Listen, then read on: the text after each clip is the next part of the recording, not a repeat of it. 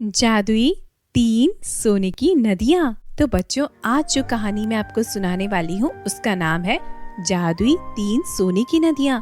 एक गांव में 3 बहनें रहती थी, सोना, मोना और तानिया। सोना मोना जुड़वा बहनें थी और तानिया सौतेली बहन थी।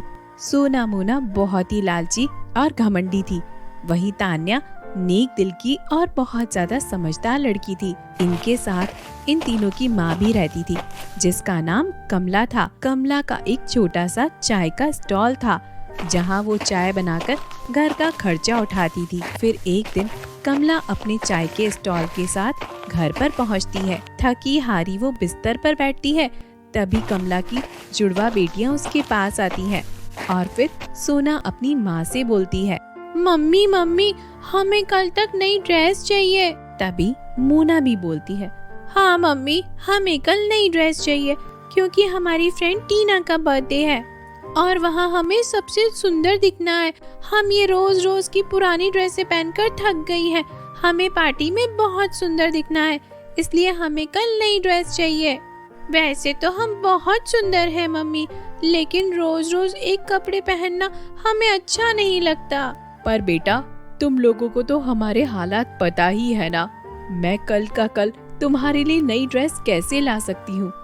दिन भर मेहनत करके 2 वक्त की रोटी तुम लोगों के लिए जुटा पाती हूँ। इस हालात में मैं तुम्हारी जरूरतों को इतना जल्दी पूरा कैसे करूँ बेटी। कमला की बात सुनकर सोना और मोना को काफी ज्यादा गुस्सा आ जाता है और वो बोलती हैं, मम्मी, आपका हर बार का यही रोना धोना है। जब आप हमारी जरूरतों को पूरा नहीं कर पा रही हो तो आपने उस तानिया को घर में क्यों रखा हुआ है। बेमतलब में उसके खर्चे बढ़ रहे हैं। दिन बेदिन उसकी वजह से आप हमारी जरूरतों को पूरा नहीं कर रही हैं। हाँ मम्मी, सोना बिल्कुल ठीक बोल रही है। हमारे साथ की लड़कियाँ कितना अच्छा अच्छा मेकअप करती है, सजती है, संवरती है, और हम है कि जिन्हें एक नई ड्रेस तक भी नसीब नहीं है। ऊपर से आपने उस तान्या को घर में भी रख रखा है। ये क्या बोल रही हो सोना और मोना? तान्या तुम्हारी बड़ी बहन है। वो बेचारी दिन भर घर का सारा काम करती है और इतने सालों से उसने हमसे आज तक कुछ मांगा भी नहीं है। मम्मी, हम कुछ भी नहीं जानते। हमें कल तक नई ड्रेस चाहिए चाहिए चाहिए, मतलब चाहिए। हाँ मम्मी, अगर आप ड्रेस लेकर नहीं आई तो हम खाना पीना सब कुछ छोड़ देंगे। फिर करती रहना आप उस तान्या के लिए जो भी आपको दिन रात करना है। कमला अपनी दोनों बेटियों को समझाते हुए बोलती है, ठीक है बेटा, मैं करती हूँ कुछ।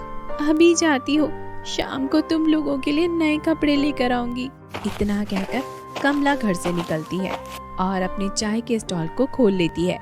आज उसकी चाय के स्टॉल पर 1 रुपए की भी बिक्री नहीं होती और शाम होने को आ जाती है। तभी कमला अपने माथे से पसीना साफ करते हुए बोलती है, हे भगवान, आज तो 1 रुपए की भी बिक्री नहीं हुई। अब मैं सोना और मोना के लिए नए कपड़े कैसे खरीदूं? वो दोनों बच्चियां मेरी राह देख रही होंगी। कमला बहुत परेशान होने लगती है और काफी राहत भी हो जाती है।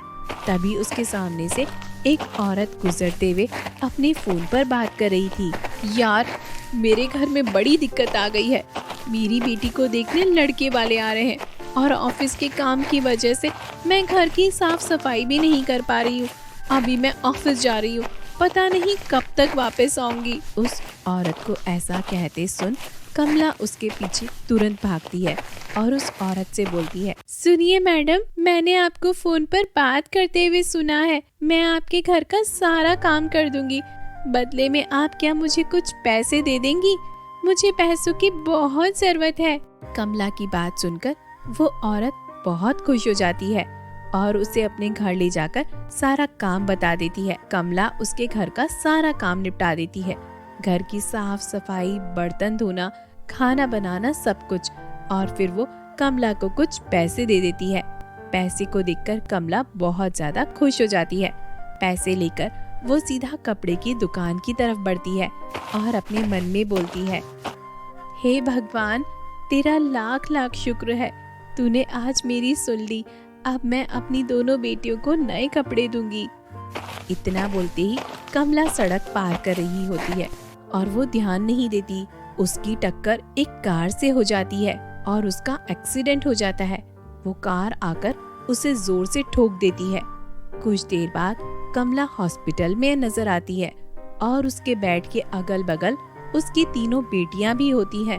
तभी तान्या अपनी माँ कमला से कहती है, मम्मी आप बिल्कुल भी चिंता मत करिए, मैं शहर जाकर नौकरी कर लूंगी और घर के खर्च से लेकर आपके इलाज तक का पूरा खर्चा मैं देख लूंगी।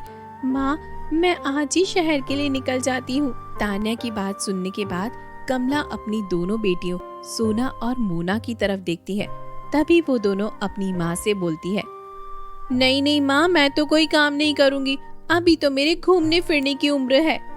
हाँ माँ, मैं भी कोई काम नहीं करूँगी, अभी तो मेरा मेकअप और खेलने कूदने का समय चल रहा है, मैं ये काम वाम नहीं कर सकती। तभी हल्की और धीमी आवाज में कमला अपनी बेटियों से बोलती है, बेटी तुम दोनों को तान्या की मदद करनी पड़ेगी, उसके साथ शहर जाकर कुछ करना पड़ेगा, वो अकेली कब तक करेगी, अब ये तुम्हारी भी जिम्मेदारी है, बात को समझो बेटियों। अपनी मम्मी की बात सुनने के बाद वो दोनों बेटियां मान जाती है और उसी शाम तीनों बहनें जंगल के रास्ते से शहर की तरफ निकलती है। रास्ते में चलते हुए तीनों को एक गुफा दिखाई देती है, जिसके दरवाजे पर एक अजीब तरह की नीले रंग की रोशनी चमक रही होती है। तभी सोना बोलती है, देखो देखो वो रोशनी कैसी है, मुझे लगता है उसके अंदर हीरे जवाहरात हो सकते हैं, हमें जाकर देखना चाहिए। तभी मोना बोलती है, हाँ सोना तुम बिल्कुल ठीक कह रही हो, हमें उसके अंदर चलना चाहिए, कुछ ना कुछ तो हमें मिल ही जाएगा, और अगर वहाँ से हमें सोना चांदी मिल गया तो फिर हमें काम करने की जरूरत भी नहीं है और हमें शहर भी नहीं जाना पड़ेगा। सोना और मोना की ऐसी बातें सुनकर तान्या उनसे कहती है, नहीं नहीं सोना और मोना, मैं तुम दोनों को उधर नहीं जाने दे सकती, वहाँ पर जान का खतरा भी हो सकता है, यहाँ से चलो, हमें शहर की तरफ निकलना होगा। सोना और मोना तान्या की एक भी बात नहीं सुनते और उस नीले रंग की चमकती रोशनी के अंदर घुस जाते हैं।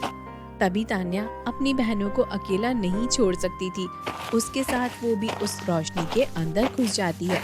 अंदर घुसते ही वो लोग एक जादुई दुनिया में पहुंच जाते हैं,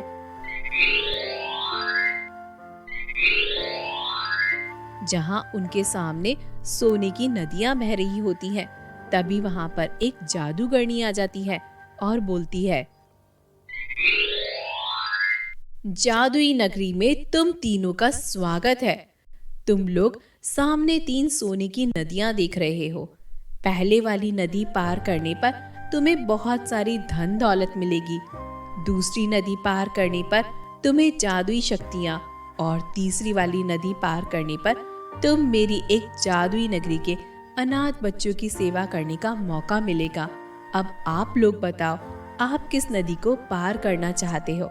और हाँ, ये तुम्हें पूरे 3 महीने मेरी इस जादुई नगरी में रहना पड़ेगा, लेकिन तुम्हारी धरती का समय रुक जाएगा, वह 3 महीने 3 मिनट से भी आगे नहीं जाएंगे।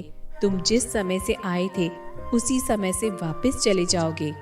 जादूगरनी की बात सुनने के बाद सोना पहली नदी चुनती है और मोना दूसरी और तान्या तीसरी नदी। देखते ही देखते 3 महीने कब गुजर जाते हैं, कुछ पता ही नहीं चलता। नदी पार करने के बाद तान्या जब वापस आती है तो बोलती है, मुझे बहुत अच्छा लगा अनाथ बच्चों की सेवा करके, पर परी जी मेरी बहनें दिखाई नहीं दे रही, वो कहाँ पर है? तभी वो जादूगरनी तान्या से बोलती है, लालची लड़कियों को उनकी हरकतों की वजह से इस जादू नगरी में कैद रहना पड़ेगा। नहीं नहीं जादूगरनी जी, वो मेरी बहनें हैं, आप ऐसा बिल्कुल भी मत करिए। आपने कहा था कि नदी पार करने के बाद आप कोई भी एक इच्छा पूरी करेंगी, तो मैं यही मांगती हूँ कि मेरी बहनों को यहाँ से आजाद कर दिया जाए। तान्या, तुम बहुत ही नेक दिल लड़की हो। इतना कहकर जादूगरनी अपनी छड़ी घुमाती है और सोना और मोना वापस आ जाते हैं। तभी जादूगरनी बोलती है, तान्या, मैंने तुम्हारे घर में कुछ सोना और कुछ पैसे रख दिए हैं, जिससे तुम्हारे आगे की जिंदगी ठीक ठाक गुजरेगी और तुम अपनी माँ का इलाज कर पाओगी। अब तुम यहाँ से जा सकती हो। इतना कहते ही जादूगरनी अपना जादू करती है और वो तीनों बहनें घर पहुंच जाती हैं, जहां वह देखती है कि वहां पर बहुत सारे पैसे और सोने ज़वारात रखे होते हैं और सोना और मोना को अपने किए पर बहुत ज्यादा पछतावा होता है, जिस वजह से वह दोनों सुधर जाती हैं और अपनी माँ की सेवा में लग जाती हैं। उन पैसों की मदद से तो उनकी पूरी जिंदगी संवर चुकी थी और वो चारों बहुत ज्यादा हंसी खुशी अपना जीवन काटने लगे।